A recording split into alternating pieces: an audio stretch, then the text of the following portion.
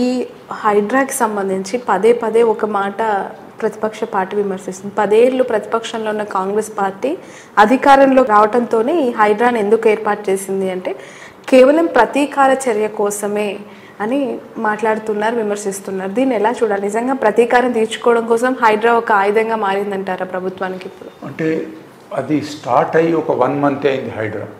ఇప్పుడు ఇమ్మీడియట్గా మనం చెప్పలేము. Let them work for 2-3 months. వాళ్ళు పనిచేసిన తర్వాత సుమారు ఒక 3 నెలలు వాళ్ళు పనిచేసినాక ఎవరెవరి కూల్చినారు, కేవలం ఒకే పార్టీకి సంబంధించిన కూల్చినట్టయితే అది హైడ్రా తప్పు. కోర్టుకు పోతారు ప్రజలు, లేదా మినిస్టర్ మీద, సీఎం మీద ప్రెషర్ వస్తుంది. కానీ వాళ్ళు ఒక పద్ధతి ప్రకారంగా ఎక్కడెక్కడైతే ఆక్యుపేషన్స్ జరిగినాయో, ఎక్కడైతే పబ్లిక్ కంప్లైంట్స్ వస్తున్నాయో వాటిని కూల్చినట్టయితే దాని మీద మనము ఇప్పుడే కామెంట్ చేస్తే బాగుండదు. ఎందుకంటే ఒక మంచి పని చేస్తున్నారు, ఒక ఆర్గనైజేషన్ వచ్చింది, మంచి పని చేస్తున్నారు కాబట్టి మనం కొద్దిగా వాళ్ళకు టైం ఇవ్వాలి. కేవలం ఒకే పార్టీ వాళ్ళకి కూల్స్తున్నారు అన్నది ఇప్పుడే నిర్ణయానికి రావాల్సిన అవసరం లేదు.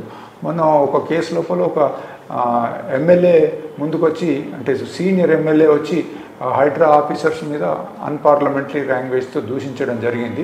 అది మంచి పద్ధతి కాదు. అధికారుల మీద మీకు ఏదైనా వాళ్ళు తప్పు చేస్తే మీరు పోయి అడగచ్చు, ఒక ఎమ్మెల్యేగా పోయి అడగచ్చు, నిలదీయచ్చు. అది కాకుంటే ముఖ్యమంత్రి దృష్టికి తీసుకొచ్చి ఆ తప్పు జరిగిందని సరిదిద్దచ్చు. అంతేగాని హైడ్రా అధికారులను ఇట్లా మాట్లాడినట్టయితే వాళ్ళ మనోస్థైర్యం దెబ్బతింటుంది. కాబట్టి నా రిక్వెస్ట్ ఏంటంటే రాజకీయ నాయకులు మీకు లీగల్గా పోండి, కానీ ఆఫీసర్స్ని మాత్రము అనవసరంగా బద్నాం చేయద్దు. ఒకవేళ మీరు బద్నాం చేయదలుచుకుంటే ఆఫీసర్స్ను వీళ్ళని చేయండి. జిహెచ్ఎంసీలో ఎవరు పర్మిషన్ ఇచ్చినారు, తర్వాత రిజిస్ట్రేషన్ ఎవరు చేసినారు, ఫాల్స్ రికార్డ్స్ ఎవరు తయారు చేసినారు, ఆ బిల్డర్ ఎవరు, వాళ్ళని ఏమన్నాను. కానీ ఈ హైడ్రా అధికారులను అంటే అంత బాగుండదని నేను అనుకుంటున్నాను. సరే, ఈ హైడ్రా ఏర్పాటుతో ఒక్కసారిగా ఒక వ్యతిరేకత అన్నది కనిపిస్తుంది. ఇంటర్నల్ పార్టీలో కనిపిస్తుంది, అవుట్ ఆఫ్ ద పార్టీలో కనిపిస్తుంది. దీన్ని కాంగ్రెస్ ఎలా క్లెయిమ్ చేసుకోవాలి? ఎస్పెషల్లీ రేవంత్ రెడ్డి గారే దీనికి చైర్మన్గా కూడా ఉన్నారు. ఎలా చూడాలి? అంటే నేను ఒక సామాన్య మానవుడిగా, ఒక సివిల్ సొసైటీ రిప్రజెంటేటివ్గా నేను ఏమనుకుంటున్నానంటే హైడ్రాను ప్రజలు హర్షిస్తున్నారు. అంటే వాళ్ళకు రాజకీయ నాయకుల మీద, పెద్ద పెద్ద బిల్డర్స్ మీద కోపం బాగుంది. ఈ కూలబెడుతుంటే 90% of the people are with this program Hydraa. కాకపోతే అక్కడక్కడ ఏదైనా పెద్ద ఎత్తున చేస్తున్నప్పుడు తొందరపాటు చర్యతోనే 1-2 ఇన్సిడెంట్స్ తప్పుగా జరిగి ఉండొచ్చు. ఇప్పటి వరకు అయితే ఎక్కడ కూడా లేదు. కేసు కోర్టు దాకా పోయినా కోర్టు కూడా చెప్పింది ఏమనంటే మేము దీంట్లోపల జోక్యం చేసుకోము, స్టే ఇవ్వము. కాకపోతే హైడ్రా ఆ GO 99 ఏదైతే ఇష్యూ చేసినారో దాని ప్రకారంగా, ఒక పద్ధతి ప్రకారంగా పోండి, మీరు చేసే చర్యలకు మేము ఇప్పుడు అడ్డం రామని కూడా హైకోర్టు చెప్పడం జరిగింది. కాబట్టి ఇప్పుడు కాంగ్రెస్ పార్టీలో ఇంటర్నల్గా ఇది వస్తుందంటే మరి ఎవరైనా ఆక్యుపై చేసి ఉండొచ్చు. నేను అందుకే మొదలే చెప్పినాను, పార్టీలకు అతీతంగా ప్రతి రాజకీయ నాయకుడు ఎక్కడ ఛాన్స్ దొరికితే అక్కడ చెరువులు కబ్జాలు చేసినారు. అట్లాగే ఈ యొక్క రియల్ ఎస్టేట్ బిల్డర్స్తో కలిసి వాళ్ళ ద్వారా కూడా కబ్జాలు చేయించి లాభం పొందిన కేసులు చాలా ఉన్నాయి. కొందరు మంచి వాళ్ళు ఉండొచ్చు, రాజకీయ నాయకులు అందరు చెడ్డవాళ్ళని అనడం లేదు.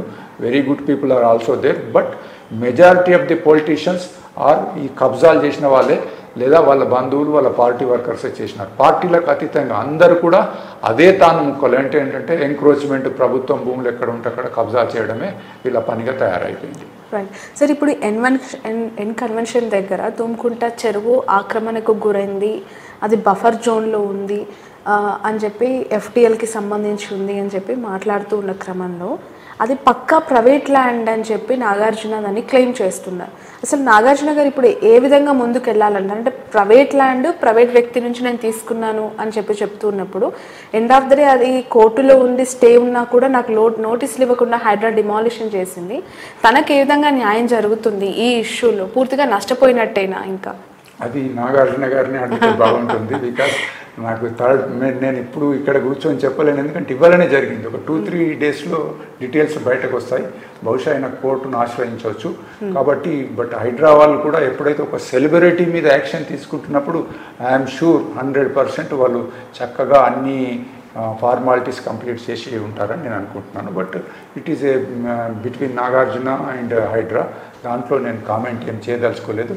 బట్ ఇది ఇవాళ కొత్తగా వచ్చింది కాదు. గత 5-6 సంవత్సరాల క్రితం కూడా వీళ్ళు గవర్నమెంట్ నోటీసులు ఇచ్చింది ఆయనకు, గోడలు కూలగొడతామన్నారు. ఇది జరుగుతున్నదే. ఆల్రెడీ నోటీసులు కూడా సర్వ్ అయిపోయినాయి. చూడాలి మరి ఆయన కోర్టుకు వెళ్తాడా, కోర్టుకు వెళ్తే మరి కోర్టు ఏం చెప్తుందని చూడాలి సార్. చెరువులు చాలా అందంగా కనిపించే నాలాలు, చెరువులు లేదంటే ఇవన్నీ కూడా పరివాహక ప్రాంతాలు ఏవైతే ఉంటాయో చాలా అందంగా కనిపించాయి. వాటిని పూర్తిగా ఈ కాంక్రీట్తో బహుళంతస్తుల బిల్డింగ్స్తో నింపేసిన పరిస్థితి ఉంది.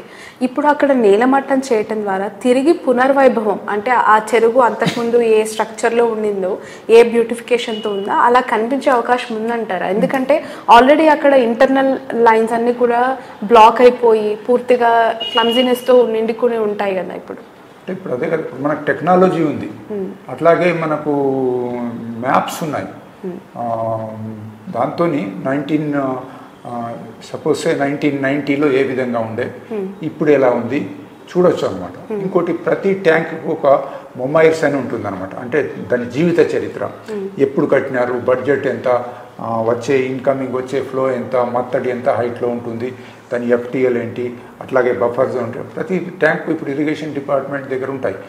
అట్లాగే శాటిలైట్ ఇమేజరీస్ తీసుకొని పూర్వ వైభవం తేవడం పెద్ద పని కాదు. ఇప్పుడు ఏంటంటే మొదట్లో స్ట్రక్చర్స్ అన్నీ ఏవైతే FTLలో ఉన్నాయో తీసేయడం ఒకటి. FTLే కాదు, ట్యాంక్ బెడ్లోకి పోయి కూడా ఎంక్రోచ్మెంట్ అయిన కేసులు ఉన్నాయి. సో అవన్నీ తీసేసి, ఆ కూలగొట్టిన మెటీరియల్ అంతా తీసేసేసి, అక్కడ ఏదైనా బాగా ఉసుకే అది తట్టుకొని ఉంటే అది కూడా తీసేసేసి, దాంట్లోకి వచ్చే నాలాను కూడా క్లీన్ చేసి, ఇన్ఫ్లోను క్లీన్ చేసి, చుట్టుపక్కల కాలనీస్ నుంచి వచ్చే మురికి నీరును ఒక STP కట్టి శుద్ధి చేసినట్టయితే తప్పకుండా పూర్వవైభవం తేవచ్చు. ప్రజల సహకారం కావాలా. ఇప్పుడు ఓన్లీ అధికారులు పోయి కూలబెట్టేసేసి మళ్ళీ ఊరుకుంటే కాదు, ప్రజలను ఇన్వాల్వ్ చేసి ఆ చుట్టుపక్కల వాళ్ళు రెసిడెంట్ వెల్ఫేర్ అసోసియేషన్స్ ఉంటాయి, వాళ్ళ సహకారంతో నాలాను వాళ్ళకి అప్పగించేసేయాలి. లుక్, దిస్ ఈజ్ మీ చెరువిది, కాపాడుకోండి. లేనట్టయితే సఫరర్స్ మీరే, ఫస్ట్ విక్టిమ్ మీరే. మీ గ్రౌండ్ వాటర్ అంతా పడిపోతుంది, మురికి నాలాగా తయారైపోతుంది, మీరు ఇక్కడ ఉండలేరు, ఆ పరిస్థితి వస్తుందని చెప్పి వాళ్ళని ఇన్వాల్వ్ చేస్తే బాగుంటుంది. Right. Finally what is the opinion, అంటే గవర్నమెంట్ పనితీరు పైన ఫోరం ఫర్ గుడ్ గవర్నెన్స్ ఎలా ఉంది? సంతృప్తి వ్యక్తం చేస్తుందా యాజ్ ఆఫ్ నో? వాళ్ళ వర్క్ కావచ్చు, వాళ్ళ డెసిషన్స్ కావచ్చు. ఏది ఇప్పుడు ఇది హైడ్రా గురించి అంటున్నారు? లేదు, ఓవరాల్ ఇన్ జనరల్ కొత్త గవర్నమెంట్ పాలసీస్ అవ్వచ్చు, వాళ్ళ ఇంప్లిమెంట్ చేస్తున్న స్కీమ్స్ యొక్క పనితీరు. వాళ్ళు ఈ యొక్క గవర్నమెంట్ పవర్లోకి రాక మొదలు విపరీతమైనటువంటి ప్రామిసెస్ చేసినారు. అవి మంచియో కావచ్చు, లేదా ప్రజల మీద భారం పడుతుండొచ్చు. ఇప్పుడు ఆ ప్రామిసెస్ను నింపుకోలేక సతమతం అవుతున్నారు. దురదృష్టం ఏంటంటే ఇంతకు మొదలు పోయిన గవర్నమెంటు విపరీతమైన అప్పులతోని వీళ్లకు హ్యాండ్ ఓవర్ చేసినారు, వైట్ పేపర్ కూడా ఇచ్చినారు. సో ఈ విధంగా ఇట్టి పరిస్థితులలో నేను అనుకోవడం ఏంటంటే, ఆ ప్రామిసులు కొన్ని తగ్గించండి, హెల్త్ ఎడ్యుకేషన్ మీద కాన్సన్ట్రేట్ చేయండి. హెల్త్ మీద ఏం చేయడం లేదు. ఇప్పుడు ప్రెస్టీజియస్ హాస్పిటల్స్ ఉన్నాయి, గాంధీ ఉంది, ఉస్మానియా ఉంది. మేము అక్కడికి వెళ్ళి సర్వే చేసినాం. గాంధీ లోపల ఓపీ ఉంది, ఓపీలో డాక్టర్లు ఉంటారు. గ్రామాల నుంచి ఎవరైనా రోగులు వస్తే వాళ్ళని చూసి ప్రిస్క్రిప్షన్ రాసిస్తారు, ఫలానా మందులని. ప్రభుత్వ ప్రకారంగా అక్కడ ఒకటి ప్రభుత్వంది ఫార్మసీ ఉంటుంది, అంటే మందుల షాప్, అందులో మందులు ఉండవు. దాని పక్కనే ప్రైవేట్ వాళ్ళ షాపులు ఉంటాయి, వాళ్ళు రెండింతల ధరతో అక్కడ ఇస్తారు. ఈ రోగికి ఏం కావాలి, ఇమీడియట్గా ఇంజక్షన్ ఇవ్వమన్నాడు, డాక్టర్ కొనుక్కరామన్నాడు అని పోయి తీసుకొచ్చి పెడుతున్నారు. అంటే ఒక 200-300 ప్రిస్క్రిప్షనే రోగికి ఫ్రీ దొరుకుతుంది, కానీ 1000 రూపాయల మందులు మాత్రం మళ్ళీ కొనాల్సి వస్తుంది. హాస్పిటల్స్లలో అన్ని ఎక్విప్మెంట్ ఉంటాయి, కానీ అవి నడవవు, పనిచేయవు. మళ్ళీ బయటకు పోయేసేసి అది ఎక్స్రే కావచ్చు, లేదా ఇంకా ఏదైనా ఇతరత్ర టెస్ట్ కావచ్చు, అన్నీ కూడా బయట నుంచి చేయాల్సిన పరిస్థితి ఉంది. కాబట్టి ప్రభుత్వం టోటల్గా నిర్లక్ష్యం చేసింది. ఎడ్యుకేషన్ కూడా ఈ 8-10 నెలల లోపల ఎడ్యుకేషన్ మీద కూడా మనం చూస్తూ ఉన్నాము, సరి అయిన ఇది పెట్టడం లేదు. ఇప్పుడు గురుకుల స్కూల్ అన్నారు, రోజు పేపర్లను చూస్తే పిల్లలు కలుషిత ఆహారం తిని అస్వస్థతకు గురవుతున్నారు. అది ఏమి హాస్టల్స్, కొద్దిగా డబ్బు ఖర్చు అయినా కానీ మంచి క్లీన్ సరౌండింగ్స్లో పిల్లలకు మంచి ఆహారం పెడితే వాళ్ళు అక్కడ చదువుకొని పైకి వస్తారు. సో ఈ ప్రభుత్వం ప్రియారిటీస్ మర్చిపోయింది, ఉచితాల మీద పడ్డారు. ప్రియారిటీస్ ఏంటి? నా ఉద్దేశం లోపల ప్రియారిటీస్ అంటే పేదవాళ్లకు, మారుమూల ప్రాంతంలో ఉన్న వాళ్ళకు ఉచితంగా నాణ్యమైన వైద్యం అందాలి. రెండోది మంచి నాణ్యమైన విద్య అందాలి. ఇన్ఫ్రాస్ట్రక్చర్ డెవలప్ కావాలి. అట్లాగే ఎంప్లాయ్మెంట్ కోసమని వీళ్ళు చర్యలు తీసుకోవాలి. ఇటువంటి వీటిని వదిలిపెట్టినారు. బతుకమ్మ చీరలు ఎందుకు వచ్చినాయి, ఎవరు అడిగినారు? సంవత్సరానికి 300-400 కోట్లు ఖర్చు పెడుతున్నారు. పండుగలకు దసరా పండుగ వచ్చిందంటే పార్టీ, రంజాన్ పండుగ వచ్చిందంటే పార్టీ. ప్రభుత్వము పాలన చేయడానికి ఉన్నదా లేక పార్టీలు ఇవ్వడానికి ఉన్నదా? ఎవరి డబ్బది? ట్యాక్స్ పేయర్స్ మనమందరం కూడా. ఒక టీ తాగితే టీ పొడి మీద ట్యాక్స్, షుగర్ మీద ట్యాక్స్, పాల మీద ట్యాక్స్, ఇవి కాకుండా సర్వీస్ ట్యాక్స్ మీదకి వెళ్ళి అంటే ఒక 10 రూపాయల్లో వచ్చే టీ 40-50 రూపాయలు అవుతుంది. సో ఈ విధంగా పెట్రోల్ మీద అందరికి తెలిసిందే, దేశం లోపల హయ్యెస్ట్ ట్యాక్సెస్ పెట్రోల్ మీద ఒక 2-3 స్టేట్లు ఉన్నాయి, దాంట్లో తెలంగాణ ఒకటి. ఇట్లా విపరీతమైన ట్యాక్స్లు వేసి పేద ప్రజలకు అవసరమయ్యే వస్తువులన్నీ కూడా అందకుండా చేసేసేసి మేము ఇది ఇస్తాం అది ఇస్తామంటే ఇంతకుముందు ప్రభుత్వం చేసిన తప్పులనే వీళ్ళు చేస్తున్నారు. ఇప్పటికైనా కానీ ఈ ఉచితాలు మీరు ప్రామిస్ చేసి ఉండొచ్చు, చాలా ప్రామిసులు చేసినారు. ఇప్పుడు ఉదాహరణకు తీసుకుంటే బీసీ విద్యార్థులకు విదేశాలకు పోవడానికి స్కాలర్షిప్స్ అన్నారు, మంచిదే ఒప్పుకుంటాం, కానీ అది ఒక 5-10 ఏళ్ళే ఉండాలి. అంత లోపల ఇక్కడ ఆ స్టాండర్డ్కు డెవలప్ చేసుకోవాలి. 140 కోట్ల మంది ప్రజలు ఉన్న దాంట్లో వాళ్ళకు మనకు ఒక మంచి మెడికల్ కాలేజీలో, ఇంజనీరింగ్ కాలేజీలో లేవు. అక్కడ పోయి ఎక్కడ పడితే అక్కడ ఉక్రెయిన్లు అంటారు, సింగపూర్ అంటారు, ఇంకేంటి అంటారు. ప్రపంచంలో నలుమూలల్లో మన వాళ్ళు మెడిసిన్ చదవడానికో ఇంజనీరింగ్ చదవడానికే పోతున్నారు. మరి మనం డెవలప్ చేసుకోలేమో? ఒక విద్యార్థి మీద 30-40 లక్షలు ఖర్చు పెట్టి బయటకు పోవడానికి స్కాలర్షిప్ ఇస్తున్నారు. ఒక 5-10 ఏళ్ళే అది మంచిది. ఈ 5-10 ఏళ్ళ లోపల మనం డెవలప్ చేసుకోవాలి. ఆ ఉద్దేశం ఎవరికి లేదు.